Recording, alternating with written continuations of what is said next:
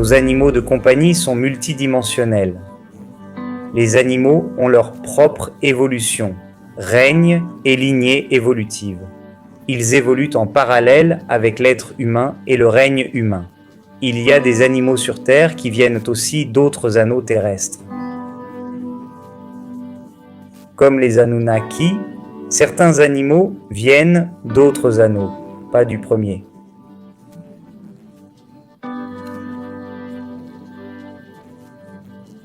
Certains animaux ont déjà transmuté vers des niveaux dimensionnels supérieurs. Des animaux d'autres dimensions peuvent venir ici pour l'expérience émotionnelle. C'est un sujet encore mystérieux, mais des animaux existent dans d'autres réalités. Les autres anneaux ont aussi minéraux, végétaux, animaux de diverses fréquences. Donc mes amis, la vie est vraiment vaste et complexe. Et ce n'est pas que les règnes minéral, végétal, animal et humain. Il y a les règnes élémentaires, des entités, des anges, des énergies, des êtres ultradimensionnels, des demi-dieux, des dieux, des divinités. C'est infini. Il existe divers niveaux et classes de manifestation de la vie. Et tout cela, créé par qui? Par le couple créateur, par une énergie suprême, une conscience cosmique qui a tout manifesté et créé dans cet univers qu'ils ont fait apparaître. S'il existe d'autres univers, d'autres dieux créateurs, c'est certain. Mais pour notre compréhension, limitons-nous à notre système, notre univers, notre monde et nos dimensions. Nous pouvons évoluer, circuler et expérimenter dans la création.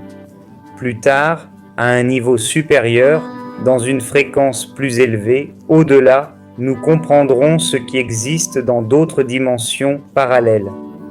Tous les règnes de la nature évoluent avec nous. Les animaux aussi, quand ils se désincarnent, vont au deuxième anneau. Ils passent à la réalité parallèle d'eux, s'élèvent et se transforment, comme les humains. C'est un processus différent, mais c'est ainsi. Quand un animal vit avec l'homme, il évolue beaucoup plus vite à son contact. D'où notre responsabilité envers les animaux. Surtout ceux qui côtoient l'homme, car ils sont là pour apprendre des émotions et évoluer.